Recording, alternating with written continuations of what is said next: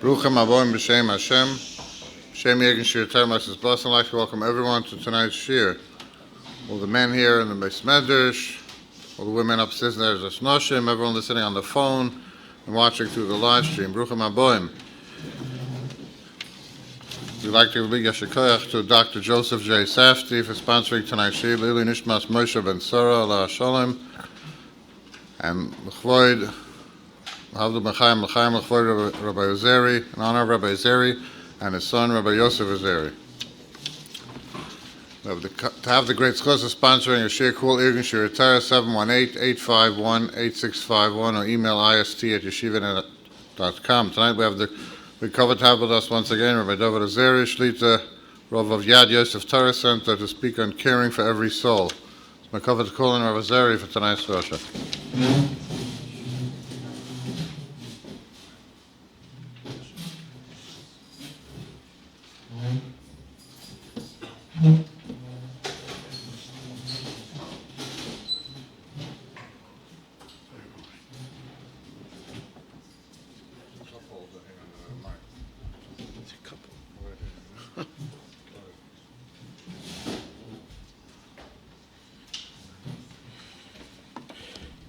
Good evening, Rabotai.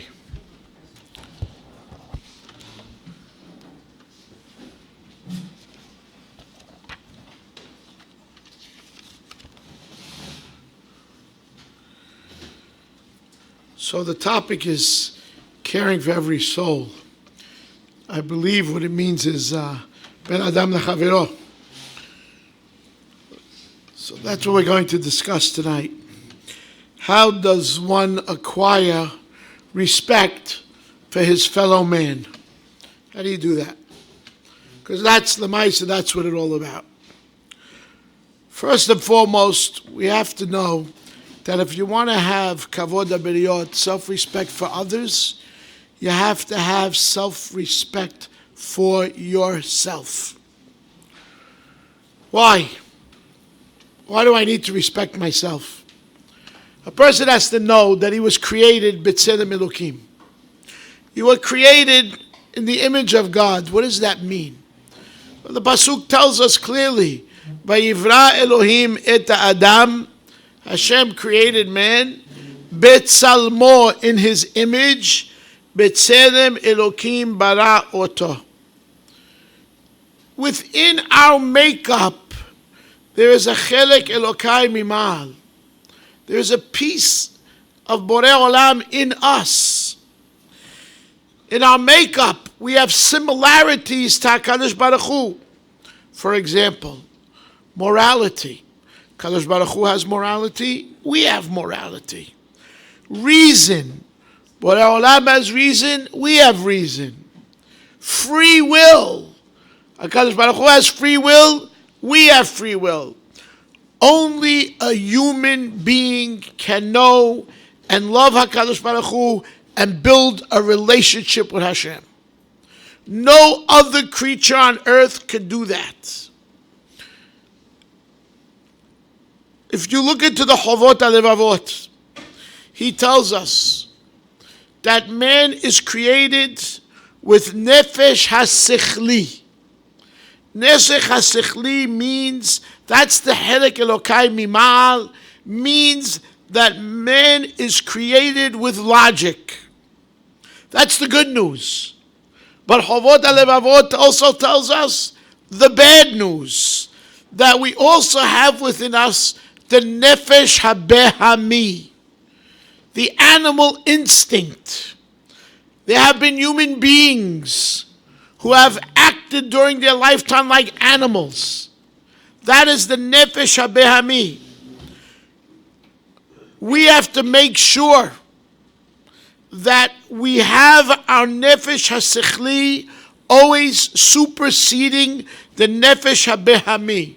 Let me give you an example of how Nefesh HaBehami works. There was two zoologists, zoo scientists, call them what you want, who once took, on the day of birth, two baby Siberian cubs. They brought them to a zoo, and for the day they were born, they bottle fed them. They served them 3 meals a day. They diapered them. They tamed them for years until they grew to their full adulthood. What was the point? They wanted now, when they are adults, let them out in the wild and see how they fare for themselves. How will they eat? How will they fend for themselves? They were pampered from the day they were born till this day. And they brought them to the jungle and they let them loose. On the first day, they caught a deer and they tore it to pieces. How could it be? Because they only have nefesh habehami. They only work out of instinct, nothing else. Another example, somebody once showed me a fascinating feature on penguins. I couldn't believe what I was seeing. I see hundreds and hundreds of penguins migrating. And they get to the South Arctic, and it's freezing cold and it's snowing on them. And they mate. And now the mother has an egg, a large oval egg, pretty large. What does she do with it? She places it on the feet of her husband. And there it stays. The mother leaves. She goes to find some fish to bring back to her husband. Sometimes she won't be back for weeks or months. And the husband is standing there in the freezing cold with his egg on his feet. Should the egg roll off his feet and touch the cold ice, it will crack and the fetus will die. And I'm sitting and I'm watching this and I can't believe it. And the narrator is saying, during the course of this time, till the fetus is born, till it hatches, the husband penguin loses 25% of his body mass. And he doesn't move. He stands there. And then you see a number of them where the egg rolls off, touches the ice. They could have been there for weeks, for months. And the egg cracks and the fetus dies and the husband just walks away. Rabotai, for us, this kind of behavior is suicide. For them, it's life. It's just instinct. That's all. They only have a nefesh behami. They don't have a nefesh hasichli. But we as human beings, we have what is called a nefesh hasichli. And that nefesh hasichli always has to supersede the nefesh habehami. Sometimes you see a person in rage, screaming, yelling, throwing things, going crazy. What is that? Besides chaos, what is it? It's the nefesh behami in us. It's a terrible, terrible thing. But the Chovot HaLevavot tells us it is possible to be in total control and absolutely all the time have your nefesh hasichli supersede your nefesh habehami. And that's the tzelem Elokim in us. We have an obligation to cause our tzelem Elokim to shine. Everybody's born with a tzelem Elokim, even the goy. The trick is to get that tzelem Elokim to shine. That's the trick. We live in a society today which there's not much nefesh hasichli left.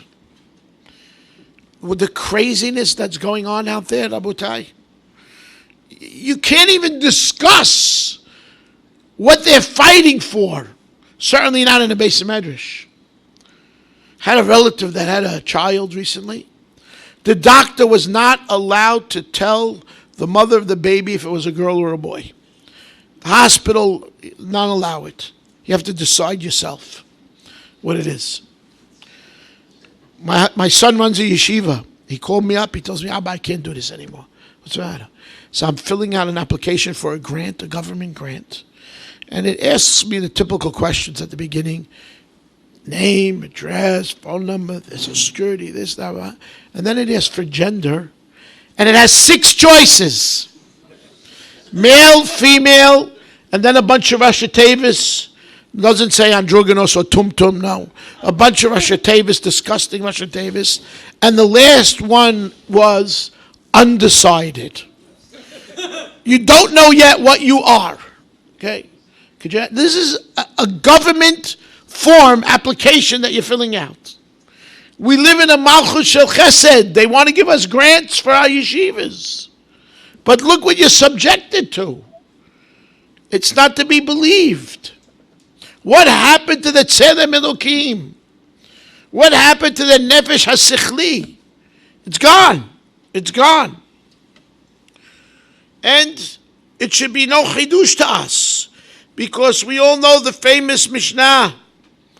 The famous Mishnah says the following: Be'ikvata de Meshicha. In the time of Mashiach, chutzpah yiskeh. Chutzpah will increase. Ve'en tochachot. There's no rebuke left. Can anybody rebuke anybody in this society today? Anybody? V'yir'eh het yimasu. Those that fear sin will be despised. Ve'ha'emet tehen ne'ederet. Truth will cease. Rabbi side, truth will cease. Ne'ani penezekenim yalbinu. This is a Gemara that's written, a Mishnah that's written 2,000 years ago. It's going to say there's going to come a day where the youth will disgrace the elderly. Bat kama be'ima. Imagine, a daughter will stand up to her mother. Ve'kala be'hamota. The Mishnah says, the daughter-in-law will stand up to her mother-in-law. It was a chiddush in those days. Such a thing can actually happen one day. Okay? But it's ikvas in the Mashiach. Mashiach is on our doorsteps. Had a meeting with Rosh Yeshiva from Lakewood. And one of the Rosh Yeshivas last week, and he said to us, he said, we're living in extraordinary times. Extraordinary times.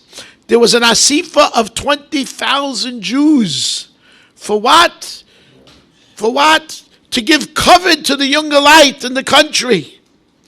To give them raises. To take off your hat to them. And then there was an asifa for women. 20,000 women come to better themselves from the world of technology. To toss all the garbage out. He says, when did we ever see this? He says, Mashiach is on our doorsteps. Otherwise, how will we survive? Okay. So what do we do, Rabotai? How do we do it? How do we do it? The Mishnah goes on and says, Oiveh ish anshe beto. A man's enemy is going to be his own family. Penei hador kepenei hakelev. The face of the generation is like the face of the dog. You know they have in Central Park every year. Dog owner look-alike contest. Every year. It's a very, very famous contest in New York City. You go with your dog on a Sunday morning, they take it very serious. There's a panel of judges. Spend a lot of money on this, the city. Panel of judges, you bring your dog, right? And you vie for, you try to convince the judges that you look more like your dog than anybody else looks like their dog. That's, I guess, Penei Hador ke Penei HaKelef. Okay? Imagine. So I once told this over to somebody, so he brought me the paper, he showed me the winner. The winner, Mamish, looked like his dog. And he smiled ear to ear with his dog. He won. He got the trophy because he looks like his dog. Imagine fighting in public, barabim, and to go in the mass public, tell them what? I look like my dog more than anybody else looks like their dog. It's a pele playim we're living in. Yes, we live in very difficult times. So what can we do? What do we do about it? So there are a number of statements in different Gemarot that pele, what you could do today to better your ben adam lehaviro. So Gemara Shabbat that says, Aluvin ve'enan olvin, shomim harpatan ve'enan meshivin. He who is embarrassed and does not shame back, he who is insulted and does not respond. You hear that? You're insulted and you don't respond? Who are you? V'ohavav ketzet hashemesh b'gvurato. Those are the ones that love Hashem. There should be like the sun going forth in its might, undiminished. You know, I know an old story. Maybe I told you one time. Had a friend, the Chava, many, many years ago. And he became more frum. And at that time, Reb Moshe's name was a household name. It was a household name. And this fellow was newly frum. And he kept hearing the name Rav Moshe. That's when Moshe was printing all the Igros Moshe and all the tshuvas, all the modern day tshuvas that people needed. And he decided that, well, you know what? He has to go down to the east side and see who this Rabbi Feinstein is. Sunday morning, no work. He got in his car. He drove to MTJ. And this is back in the early 70s. And he decided that he's going to down Rav Moshe to see who this man is. He went there and the base of Medrash was full. Probably 200-300 people davening there. And the Mizrach had a lineup of Zikanim. He didn't know which one was Rav Moshe, and he was embarrassed to ask. Finally came the end of davening. It's Alenu L'Shabeach. He's going to miss the opportunity to know who's Rav Moshe. Finally built up enough courage to ask the person next to him. He says, excuse me, excuse my ignorance, but who's Rabbi Feinstein? He's Rabbi Feinstein, sitting to the left of the Aharon Kodesh, right there, verse chair. He says, him? He goes, yeah. He says, oh my gosh. So what's the matter? He says, I just gave him a quarter a few minutes ago. He says, what? What does that mean? He says, he came over to me, he put his hand out, I gave him a quarter. He says, oh, you don't understand. Whenever Moshe saw a new face in the base of marriage, he would go over to give shalom. He says, what did he do with the quarter? He looked at it and he put it in his pocket. He said, thank you, and he walked away. He didn't say, oh, excuse me, my name is Rav Moshe Feinstein. I'm the Rosh Kibahag, Kol B'nei Galan, the Rosh Yeshiva of MTJ. Why are you embarrassing me, giving me a quarter? No, kept quiet. Aluvim and olvim, shomei rabbatai ve'ena meshivim. Good. That's one way. Next time somebody's going to start up with you, don't answer. Don't answer. V'ohavav ketzet hashemesh b'gvurato. Don't answer. Another Gemara on Chulin. אין העולם מתקיים אלא בשביל מי שבולם עצמו בשעת מריבה.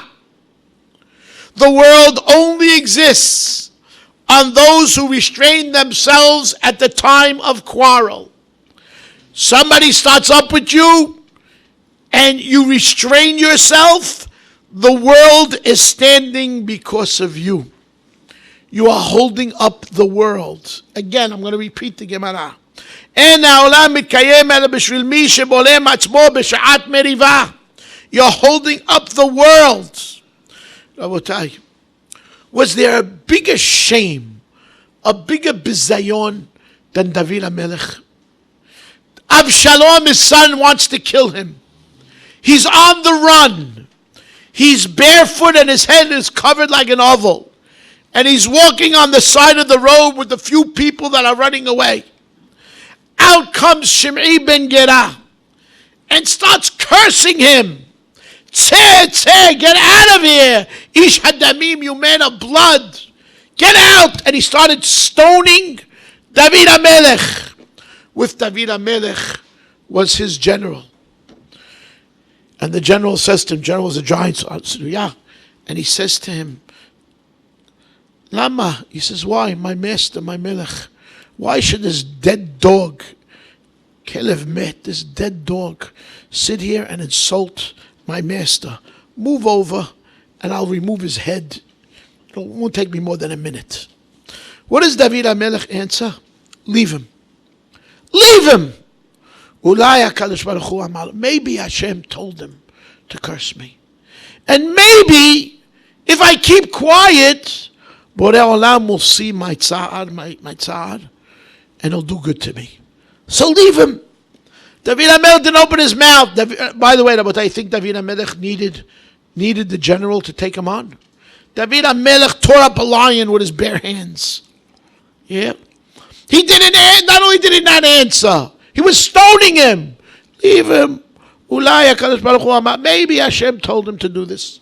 Maybe I need to be cursed. Hashem will see my tzad, and it'll be good. Leave it.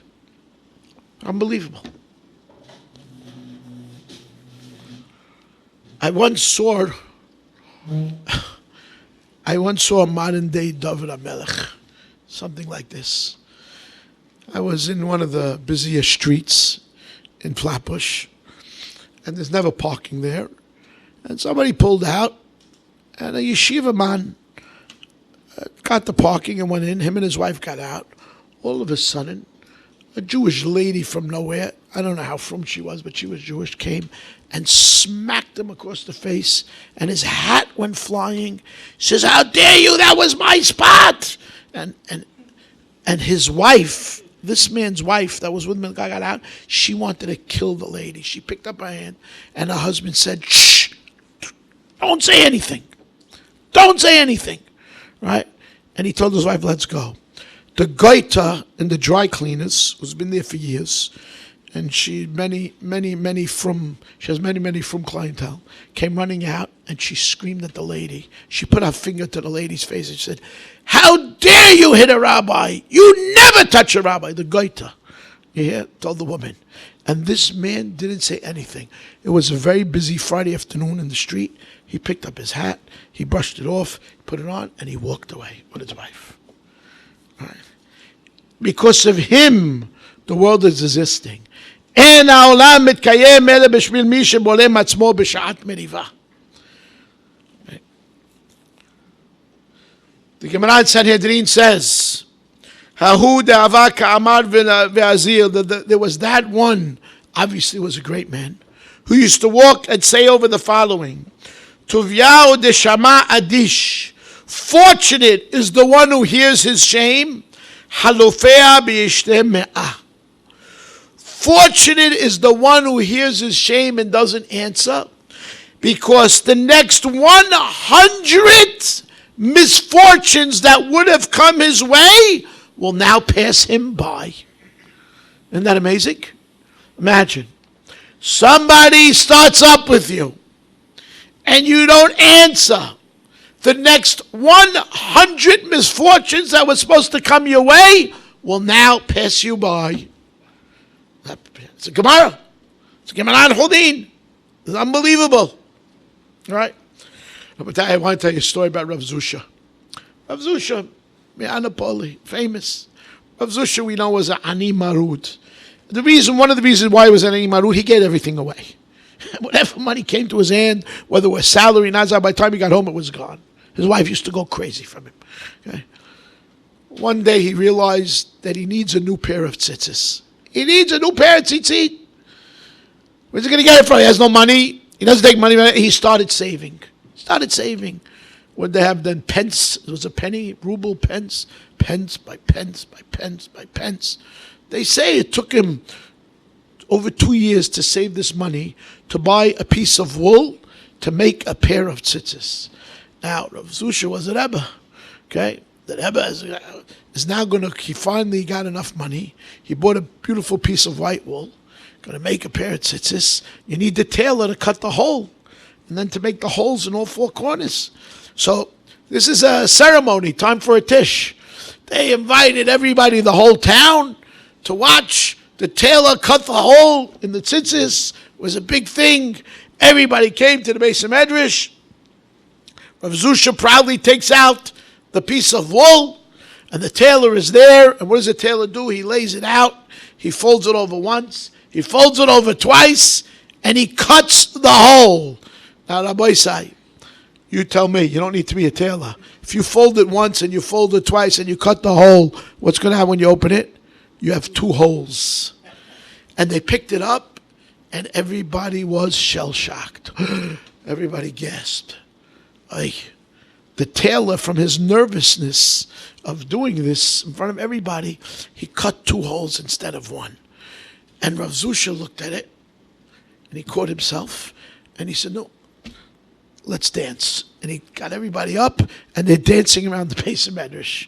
So with such simcha, they stopped the Rebbe, what's going on? Mamela, you don't want to kill the tailor. What are you dancing for? What's this big simcha here? So I'll tell you why. He says, all that time I was saving money, thinking it was to buy a new pair of tzitzit. That's not why I saved the money. Now I realized I saved the money to be tested in everything there is out there. In Ka'as, in Malbim Pereh Havero Berabim, in disappointment. And I caught myself. And I was mitgaber. And for that I'm dancing. And he made a dance in the base of Medrash. It's unbelievable. Unbelievable. The tailor became a hero. That's what he did. Okay. What's a good way to better our Ben Adam lehavero? Number one, hakarat hatov, recognition to the other person. Rabotai, you see the Hazals, it's a little bit scary. It's scary. There's a Hazal that says in Shemot Rabbah, in the Medrash, Kol hapoteach petach lehavero, whoever opens up a door for his friend, Hayav b'chvodo yoter me'aviv ve'imo. You're chayiv to give him covet more than to your mother and father. That's very, very difficult to understand. Whoa, I'm chayiv to give him more kavod than my mother and my father. Wow. You know the story of Elisha? Elisha did Tahiyat HaMetim on Shunamit's son. Remember Shunamit? I'll go over the story quickly. Shunamit was a woman, great woman. She was Isha Gedolah. She was from Shunem. And the Navi, Elisha, used to pass by. And she created for him in her attic a Mishkan. Mishkan Mem Shin Chaf Nun. Mita, Shulhan, Kiseh, Ner. A bed, a table, a chair, and a candle. And whenever he passed through, he stayed by in that attic. One time when they were leaving, he says to his Gabbai, Gehazi, go get the lady. She had no children. The Navi didn't know that. He called her over and he said to her, is there anything I could do for you? She said, no. He said, listen, I have a meeting today with the Melech. I could get anything for you. Is there anything you want? She said, no. Betoch ami anochi yoshavet. I sit amongst my people. It's not good to be in the limelight. Not good to be noticed. Leave me. And then Gehazi tells Elisha, she has no children. There's no children. It's brought down over there that Rosh Hashanah Haya. When he asked her that question, it was Rosh Hashanah. And the appointment that he had with the king was Melech Malchei HaMelachim HaKadosh Baruch Hu. And he told her, next year this time you're going to have a baby. And she had a child. And that child was growing. It was a young boy. And it went to its father in the field one day. And he says, Roshi, Roshi, my head. He had a bad headache. He said, go to your mother. And the baby, this child died. And she took the child back to the Navi and said, this is the child that you gave me. And he did Techiyat HaMetim on the child. So it says over there that he did Techiyat HaMetim on the son of Isha Shunamit and not on his own forefathers. Why? He says, because Isha Shunamit gave him pat lechem. Gave him a mishkan, mitah, kiseh, ner, shulchan, and pat lechem. For pat lechem, he did Tehiyat HaMetim for the hakarat hatov that he had to her. How much more so the hakarat hatov we must have for bigger favors, whether it's our parents, our teachers. And then the Hazal goes on and says, V'im lo yinhag bo kavod karaui. If somebody does you a favor and you don't give them the proper kavod, en lecha kavui tova yoter gedola mizeh. There is no bigger ingrate than that. Imagine, somebody holds a door open for you, and you don't have hakarat hatov to him, and you're not ready to be mechabed him, right? En lecha kafui gedola yoter mizeh. There's no greater kafui tova than that. It's a pele. Right? How long do I have to have this hakarat hatov for? For how long? The answer is forever. I tell you, Maisa Shaya, Rav Shach. Rav Shach called in a Talmud, an older Talmud of his from the yeshiva. And actually it was his Gabbai, one of his Gabbai. He called him in. He says, I want you to go get me this Talmud. And he got him. And he told this Talmud, every Rosh Chodesh, I'm going to send you money to tutor such and such boy in the yeshiva. Go find him, and I want you to learn with him. So he did it. And he came back to Rav Shach and says, why am I learning with this boy? He's a Mitzuyan. He was in the high school in Panovich, and he's a Mitzuyan. Rav Shach says, it doesn't matter. Give him more, whatever you could. I pay you every Rosh Chodesh. Rav Shach finds out. He sent him a check. He didn't cash the check. Rav Shach calls him down. Why don't you cash the check? He says, Rabbi, I can't take money from Rav Shach to learn with a Mitzuyan. I just can't do it. He says, you have to take the money. He says, I can't take the money. You have to take the money. Another month went by, and he didn't cash the check again. Shach calls him down again, and he berates him. What are you doing? You have to take the money. He says, could you please tell me what's going on? He says, okay, I'll tell you. He says, about 60 years ago, when I was in yeshiva, I owned one shirt. One shirt. And every Friday, I went down to the river, and I washed the shirt, and I hung it on a tree, and I sat there till it dried in the sun. And that was it. One day, a lady came down to do her laundry, Friday, and she sees me sitting there without a shirt on. She asked me, what am I doing? Why don't I go back to yeshiva? I told her I can't. I'm waiting for my shirt to dry. Why don't you bring another shirt? I don't have another shirt. So that lady went and came back, and she bought me a new shirt. Now I had two shirts. One for Shabbos and one for weekday. Kemotzayeh shalal rav, like finding a great treasure. Yeah. Okay. He says, this boy is her great-grandson. And I have to have, she's long gone. But I have to have hakarat tov to her for what she did for me. She bought me a shirt. But it's 60 years later. 60 years later, and he finds out who the great-grandson is. He's in the yeshiva, and he's paying. Rav Shach was not a rich man. That I could tell you. Okay? And he's paying. Unbelievable. Yeah, should I tell you how rich Rav Shach was? Should I tell you?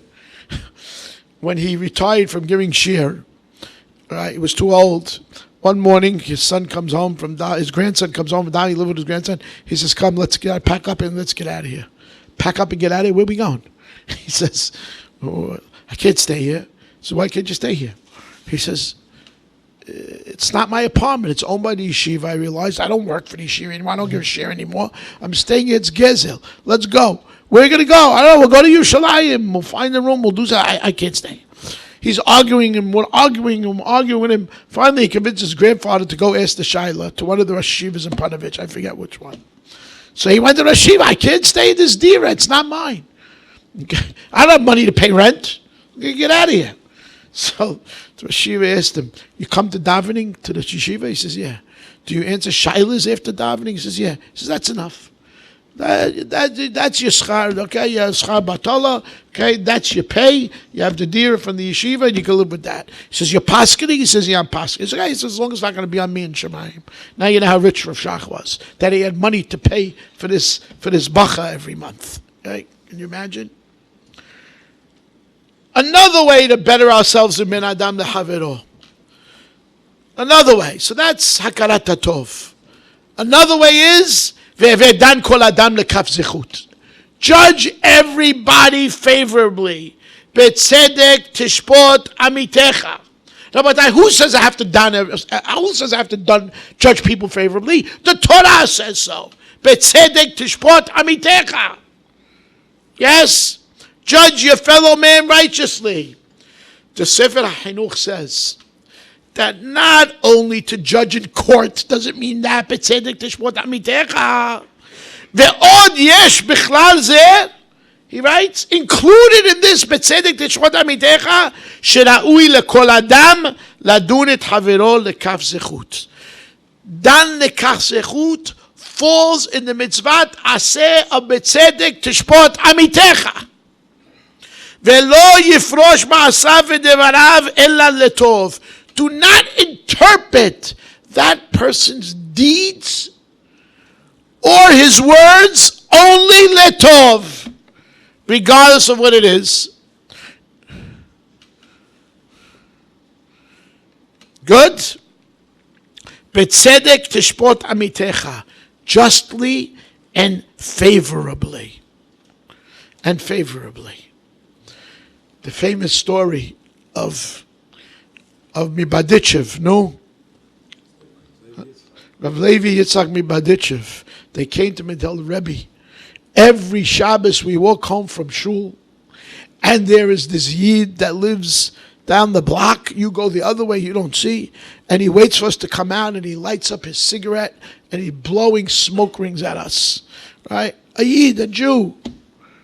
So Rav Levi says, really? Yeah. Okay. Shabbos came, and Rav Levi Yitzhak went with them. He walked with them.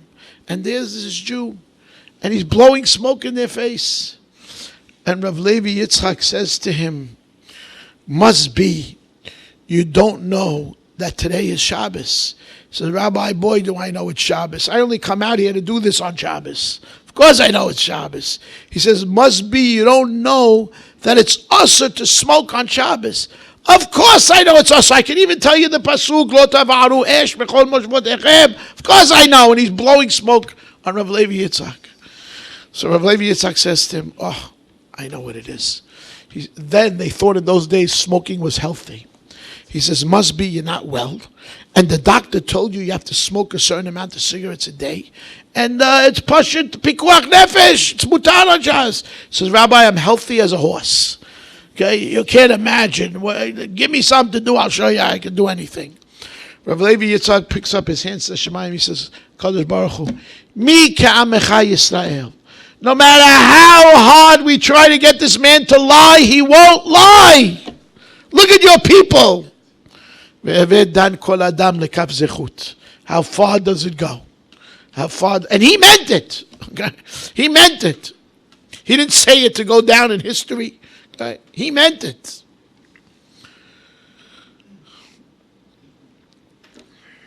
Can I control my emotions 24/7? Can I do that? Yeah. Can I always have hakarat tov? Can I always be done everybody lekav zechut? And Rabotai, I'm sorry to inform you that the answer is yes. Because if the Torah categorized it as one of the Taryag mitzvot, then you could do it. Torah did not give us a mitzvah that we can't fulfill. It may take time. You may have to work on yourself. You may have to learn a lot of musar. Yes, but it is possible. It is possible. Am I over on the first thought? I see somebody driving a car on Shabbos. Oh, Machal Shabbos. That's the first thought. Am I over? No. Only if it's lingering. The halacha says. Meaning to say, oh, it must be he's driving his wife to the hospital to have a baby. That's the second thought. Right? Then you're okay. Okay? But you have to know that it has to stop immediately. The Baal Shem Tov says on the pasuk, Ve'ahavta l'reacha kamocha. Love your friend like you love yourself. What does that mean, says the Baal Shem Tov? How would you want to be judged? So too you should judge others. How do you want to be judged? That's how you have to judge others. You have faults, you still love yourself. Rabbi Sai, let's face it, we love ourselves. We wake up in the morning, we look in the mirror, Shtabach Shemo, God's gift to mankind. Yeah. We love ourselves. Yes. Despite your faults, despite your shortcomings, despite all that, I still love myself. Love your friend like you love yourself. Because when you're constantly choshed b'kshenim, when you're always suspect of the other person, you become a negative person. I'll tell you a true story. Story. A 5-year-old boy came home from school, and his father asked him what he learned, and he tells him, I learned the dibuk. Dibuk? He was pachad, the father. The father calls his brother, who happened to be a negative person, and he says, "You're not going to believe this. Shlomi came home. He tells me today, 5 years old, I learned the D-book. The uncle came running home, running over. And the uncle's crying, screaming, we have to get rid of this teacher. Who is this? What's going on over here? Crazy, the D-book. Right? It's impossible, Meshiga. What kind of school you send him to? Okay? They called the boy over. He says, tell us exactly what you learned. He said, I learned the D-book. What did the teacher tell you about the D-book? What do you mean, what did the teacher tell me about the D-book? We learned the A book, the B book, the C book, and now we learned the D-book. Okay. Ask before you jump. Before you choshed b'ksherim, be done the kav zechut, have a little hakarat atov for the teacher. It's ma'aseh sh'raya. The Rambam in Halachot De'ot says, mitzvah al kol echad ve'echad lehov kol echad ve'echad b'Yisrael kegufo. Did you hear that? Again, mitzvah al kol echad ve'echad le'ehov. It's a mitzvah on every person to love it. Kol echad ve'echad b'Yisrael. Every single Jew. Kegufo. Like yourself. Shene'emar ve'ahavta l'reacha kamocha. Do you know what this means? Meaning that tonight there's an $800 million lottery. I didn't buy a ticket. I'd rather save the $2. Okay. Now, wait. Imagine one of your good friends wins that lottery tonight. $800 million. Rabotai, v'ahavta kamocha. You have to feel good for him as if you won it. That's v'ahavta l'recha kamocha. Let's take it on a smaller scale. Okay? There's a big raffle, right? In the shul, they're raffling off a new Tesla. This happens, by the way, all the time now. Raffling off a new Tesla. Okay? And they're there when they pull the ticket, and they said, Joe Cohen wins. Whoa, somebody runs to call Joe Cohen. You won, I won, I can't believe it. 10 minutes later, they find out that it's Joe Cohen's first cousin, who's also Joe Cohen. Well, the first Joe Cohen has to feel good for him as if he won it. Can we do that? Huh? Don't answer. Rabbi say, Moshe Rabbeinu goes and he's by the Sineh, and he's wondering why. And then ukal, why isn't the Sineh being consumed? The bush, the burning bush. And he goes. You know what the Midrash says? And Hashem comes and talks to him. Tells him, Shal na'alecha me'al raglecha, take your shoes off. Ki admat kodeshu. How long was he there by that Sineh? The Midrash tells us 7 days Moshe Rabbeinu was by that Sineh arguing with HaKadosh Baruch Hu. And he tells HaKadosh Baruch Hu, Vayomer bi Adoni shelach na biyad tishlach. Leave me alone. Go send whoever you want. What do you want from me? I don't want to go. Hashem tells him, no, Moshe Rabbeinu. Read the Medrash. Moshe Rabbeinu, if you don't go, then the Jews are never getting out of Mitzrayim. Now you're going? No. Moshe, if you don't go, they're going to be enslaved forever. Now you're going to go? No. Moshe, if you don't go, there will be no Ma'amad Har Sinai. Torah will not be given. Now you're going to go? No. Moshe, do you realize that if the Torah is not going to be given, I'm going to turn this world back to Tov Avo? Now you're going, right? Wrong. No, I'm not going. Well, finally, he tells HaKadosh Baruch Hu, I can't go. You know why I can't go? Because I have an older brother, Aharon, and he's right now the leader in Mitzrayim all these years while I'm in Midian, right? And my brother may feel bad, therefore I'm not going. So let your brother feel bad for a few minutes. We got 3 million people, take him out of Mitzrayim, we got to go receive the Torah. No, it doesn't work that way. The ends doesn't justify the means. No. I'm not going.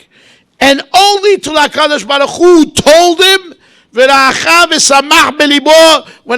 sees that you proclaim the leader, he's going to rejoice in his heart. Only then did Moshe Rabbeinu agree. When he had that guarantee from HaKadosh Baruch Hu, then he agreed. And look at the greatness of Aharon. He was the leader for 40 years. Aharon. He was Lohev Shalom Ve'Rodev Shalom. He was loved by everybody. V'samach belibo. He heard his younger brother is going to be the leader, and he rejoiced in his heart for him. Okay? We have to emulate Aharon. That's what we have to do. We have to cultivate and emulate that attitude of happiness at the other person's good fortune. It's a very difficult thing today, Rabotai, because we live, unfortunately, amongst the Umot HaOlam, and it's a very selfish society out there. Do you realize that our Declaration of Independence says the pursuit of happiness? What does pursuit mean? Pursuit is redifah. Do whatever you have to do to get what you want. Just do it. Don't worry. That's the pursuit of happiness. That's not our pursuit of happiness. Our pursuit of happiness is to make sure the other person is happy.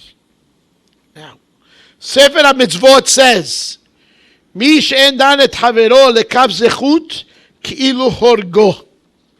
You don't judge somebody favorably, it's as if you murdered them.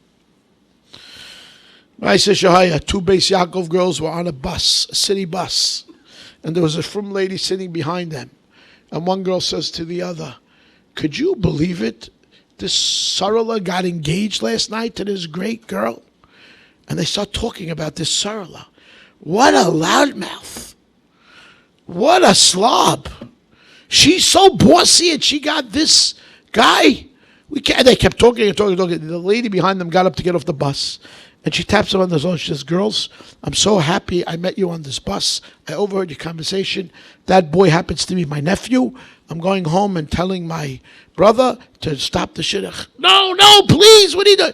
No. Thank you very much for the information. She says, no, you don't understand us. And they started giving excuses. When we said that she's a loudmouth, means she can become a great speaker. When we said that she's a slob, we meant it artistically. When we said she's so bossy, she has leadership qualities. Please. No, I'm sorry, girls, the shidduch is over. Thank you very much.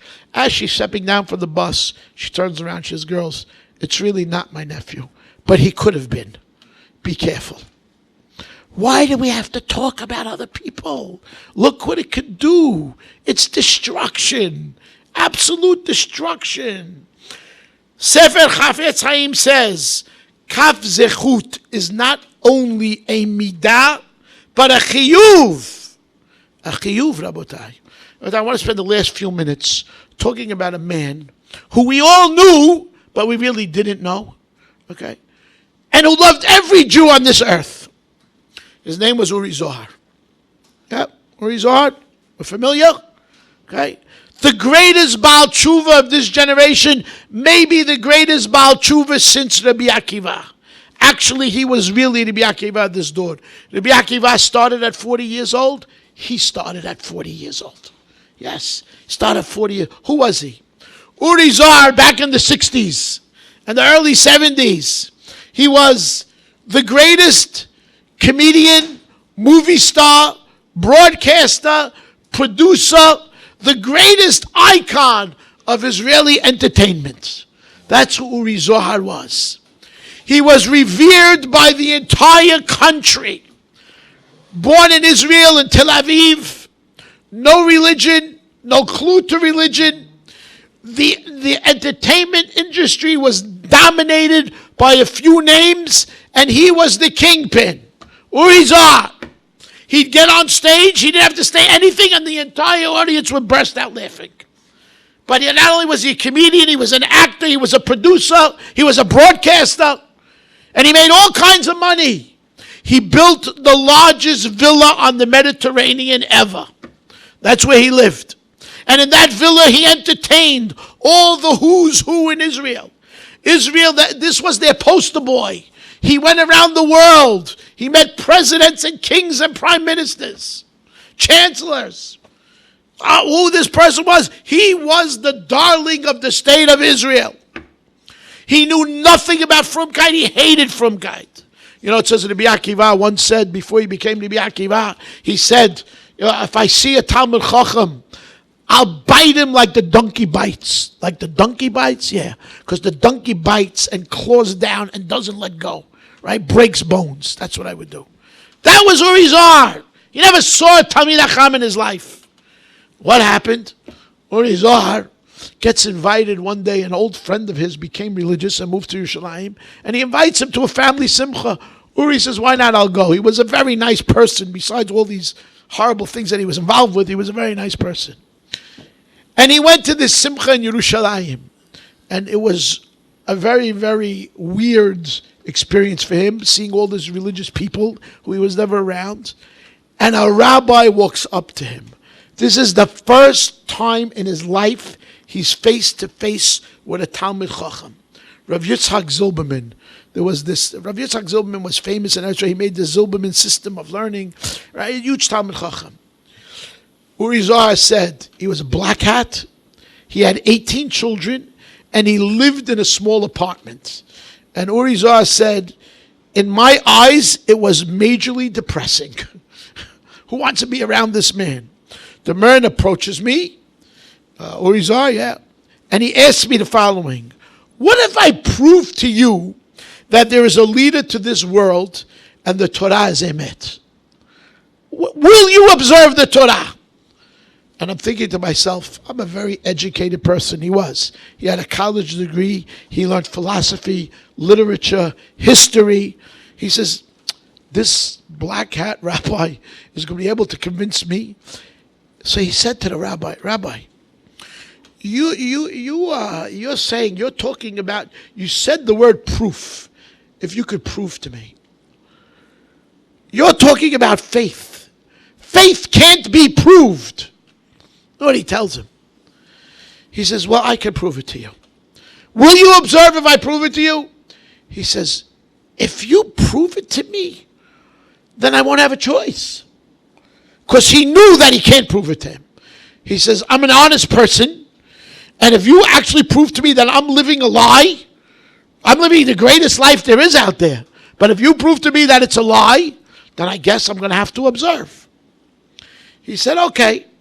He says, and I won't have any choice but to change. Okay. And the rabbi tells him the following. He tells him, first Uri tells him, by the way, you know that Torah is only a bunch of ancient myths and man-made laws. That's all it is. That's what they believe. Right? The rabbi told him, suppose you're right. And let me tell you about some of these so-called ancient myths.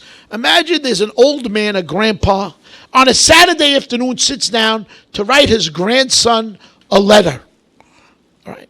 And two people walk in and they say, listen, if you continue writing that letter, we're going to take you outside and stone you. That's case number one. Case number two, you have an old bubby sitting and knitting a sweater for our granddaughter on Shabbos. And two witnesses walk in and they say, listen, lady, if you do 2 more stitches, we're going to kill you.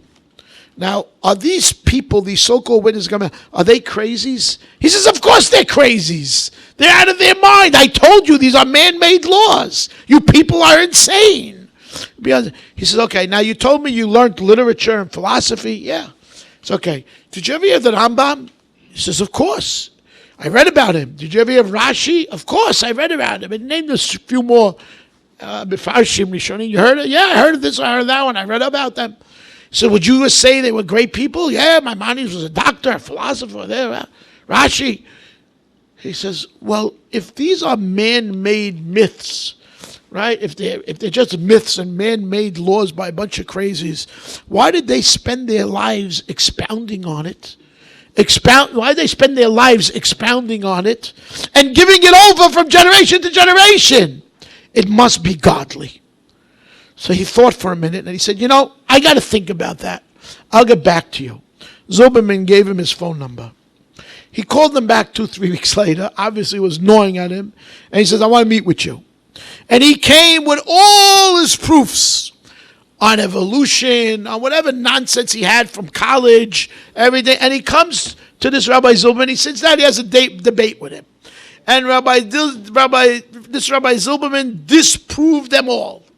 From evolution to all the nonsensical research that he made. And Uri Zohar said, I realize I'm in trouble. I'm in big trouble. What am I going to do now? I made a deal, but I don't want to keep the Torah. Right? It can't be. It just can't be. He went home and he studied more, and then he called up the rabbi. And you know what he told the rabbi? He told the rabbi like this. He says, listen, Rabbi, I got one question. Let's say I agree to keep the mitzvot. What is the minimum I need to get into that place that you keep calling Olam Haba, and the minimum to stay out of that place that you call Gehinnom? I don't need box seats. I don't need front rows. The bare minimum. What do I need to do? Says the bare minimum. I'll tell you what you need to do. He says you need to eat kosher, get up in the morning, pray for 10 minutes, eat kosher, make berachot. And on Shabbos, you need to get up, daven just a little bit more, a few more minutes, eat good, and sleep the whole day. Right? That's it. He says, that's all I got to do? He says, that's all you got to do and you're in. Okay? Okay. Rabotai, these conversations led one conversation to the next, one to another, one to another, one to another, till Uri Zohar realized, hey, he's living a lie. And one day he got on stage with a yarmulke and tzitzis. And his opening line was always, Ech ani nirah hayom? How do I look today? Or ani yafeh hayom? Am I beautiful today? And everybody burst out laughing. This time they were roaring. They thought it was a joke. Tzitzis and the yarmulke, Uri Zohar. Right? They were laughing their heads off. And Uri Zohar was serious. And one thing led to the next. Before you knew it, he gave up on this great career, and he decides he's going to sell his villa and move to Sorotskin. Rehov Sorotskin. Can you imagine? Okay. It took time. And he was in the middle of making a big movie then. And the question was, is he going to finish the movie? Is he going to stop the movie? A whole to do. At the end of the day, Uri Zohar became Rav Uri Zohar. He sat and he learned Torah for 12 years. He was the Rabbi Akiva of the door. Do you know that till today there's something called Uri Zohar Day in Israel? They show all his movies in one day. He's still an icon. Do you know that he bought back $1.5 million worth of reels of his movies? He couldn't buy everything back, bought back $1 million worth, and he brought it to the Sidefat burning the chametz on Sorotskin, and Rabbi Scheinberg, Alav was there, and he says, what's Uri doing? What is he burning? He says, his old movies he's burning. Rabbi Scheinberg went and made a big Rikida with him, a big dance with him. Okay, he burned it. You imagine? Okay, Uri Zohar for 12 years sat and learned Yom V'Layla. Rav Shach called him down after that, 12 years, and he told him, enough for yourself. Now it's for the tzibur. You have the gift of Geb. Start you go out. We're going to start Leiv La'achim. That's how it started. And you're going to be there with them, and you're going to go from Me'ir Le'ir, from city to city. He opened up, the first city he went was Cholon, and they said, Uri Zohar is back on stage. Everybody was going crazy. Audience, a room that holds 500 people, 2,000 people showed up in Cholon, right? And they thought he's going to be on stage again. And he handed out questionnaires to answer after he finished talking to them. He had hundreds of pages of that. What am I going to do with these? We got to answer all these questions. And they opened up centers in every city in Israel. He brought back hundreds of thousands of people. He loved every single Jew. What happened to his friends? He had a friend, Arik Einstein. Okay, Arik Einstein was his best friend. He was a composer. He sang music, and they were best friends. They went to elementary school together, high school together, college together, army together. They loved each other, inseparable. Well, when Uri Zohar became, he thought it's just going to be a fad. He'll be back soon, right? Well, he wasn't back. And after a year, he wrote a song about Uri Zohar, my brother, you left me. And it became a famous song in Israel, okay? What happened to this Arik? He couldn't get him. Uri Zohar couldn't get him. He got everybody, couldn't get him. But he got his wife and kids. And they ended up getting divorced. Okay, this Arik got divorced. His kids became from two of his children married two of Uri Zohar's children. Can you imagine? They became mechutin. Okay, but he never changed.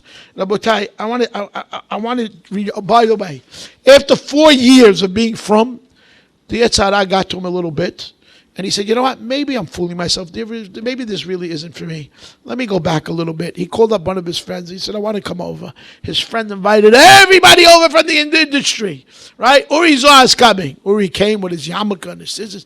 And he says, after 5 minutes, I couldn't believe it, the deja vu. Here I am sitting and listening to the nonsense all over again. What are they all talking about?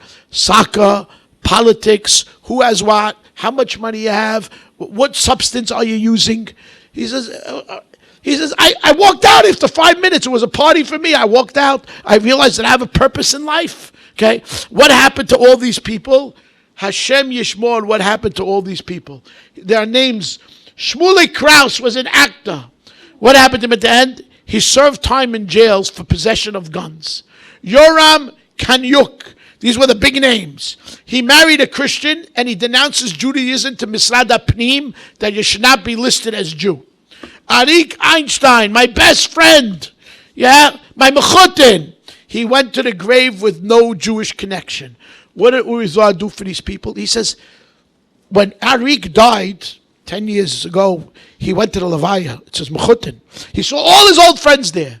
Everyone was more miserable than the next. They didn't know what happened to them. They were famous. All of a sudden, the young took over, and they're nobodies. One's in jail, one's taking drugs, one dies from an overdose. He says Kaddish for every one of them on their yahrzeit. He loved every Jew, no matter how low you are. He saw potential in every single Jew. Every single Jew. You know, I used to go for Lev La'achim when they would come to America on fundraisers, and I would go with Uri Zohar, and we would speak at different events. We once went on a boat in the New York harbor with 30 millionaires for dinner. And he's going to speak and I'm going to speak. So they called me up to speak first. So I said, with permission of Uri Zohar, I would like to tell a joke. So Uri Zohar says, well, if you want to hear from an amateur, go right ahead. Okay? He still had his sense of humor throughout his life. Rabbi Say, I told you about that mansion he built. Where did he end up living at the end of his life? He sold his apartment on Suratskin because he needed the money, maybe 10 years ago. He needed the money to support his kids in Koil. Right? His kids were teenagers. By the way, his wife, it was a night before his wife was divorcing him. She said she can't do this. They were living in the Mediterranean. He got up in the middle of the night. He couldn't sleep. Came downstairs. His wife was reading a book. He said to her, what are you doing? Right? They're going for a get that morning. So she said, I picked up this book you were reading. It was a Rambam. Right? And I don't understand it. She was a very intelligent woman. I don't understand it. But it must be important. I'll stick around. I'll go with you for the ride. Okay? And she stayed. Okay? She stayed. Their children were teenagers. Took a very long time to get them to come around. But they all ended up in Koilel. Okay? He sold his apartment. Where did he go? Another street near Sorotskin, there was a apartment that at the end of the hallway had a machsan. Was for sale, the machsan, the storage room, okay, was, what did they say, it was 75 meters or something? He took that storage room and turned it into a studio apartment. I was in it. Right before COVID, I went to visit him. The happiest man you ever saw. I told him, Rav Uri, what did you do here? He goes, what? Ma chaserli. So what am I missing? Look, let me show you. He's sitting on a couch. You can see pictures of it. Sitting on a couch up against the wall. Right? He says, look, to my right I have my Sfarim. To my left I have my telephone. He says, look, he pulls a curtain. There's 2 beds behind that curtain, right? At the end of the room, there's a little tiny kitchenette with 2 burners and a little refrigerator. He says, Ma haseli. What am I missing? He says, here's my table. He's sitting in front of a table. All my chavrusas come. They sit at this table.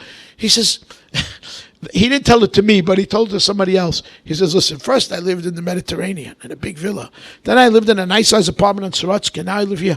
I'm only preparing for our final apartment. It's getting smaller and smaller and smaller. Okay? That's all I'm doing. Just preparing for the final resting place. It's smaller than this. And he meant it. He was the happiest man you ever saw. He never took $1 from Lev La'achim. Never took a salary. Never took $1 from Lev La'achim. He was the happiest man. Rabbi Say, how did he die? Did it be Akiva Vardor? He had a chavrus. He had chavrusas from when he was not with Lev La'achim. He had chavrusas from Alot Ashar to Hatzot Laila. He finished with 1 chavrusa in the morning, and he was waiting for the next chavrusa to come. He came in, killed over his Gemara. Okay, that's how he died. With his Gemara in hand. How did his old friend die? How did his old friends die? Overdose, in jail, who knows what, okay? But here's a man who, if you're talking about V'ahavta lecha kamocha, here's a man, if you're talking about Heved dan kol adam lekaf zechut, if you're talking about Ben Adam lechavero, if you're talking about someone who caused their Tzelem Elokim to shine, it was this Uri Zohar. We could learn from him, and we could take to heart everything that we learned tonight. It's Ben HaMetzarim now. It's 3 weeks. If there was ever a time to put these things into practice, it's now, and we should be zocher to the Geulah Shlema. Amen. Amen.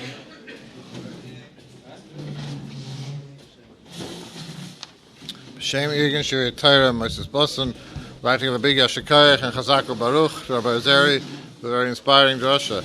Dr. Libig Yashikayach to Dr. Joseph J. Safdie for sponsoring tonight's Shili Nishmas Moshe Ben Sora, and Havdom L'chaim L'chaim, in honor of Rabbi Ozeri and in honor of his son, Rabbi Yosef Ozeri. Rabbi said you could show your caring for every Jew by sponsoring a share of Irgen Shir Torah and bringing the Habotzos of Torah to them. To everyone who's joining in, not just people who came, but everyone who's listening on the phone and watching through the stream, and will listen and watch in the future by calling Irgen Shir Torah 718-851-8651 and give your generous donation or sponsor one of the remaining shiurim of the summer, or email ist@yeshivanet.com. Machananya Barakashem, and Otzakadosh Baruch Hu Lazakes, as Yisrael Vigehibram Torah Mitzvah Shenem Al Nechofes, and Masitka Yagdal Torah V'Yadeh.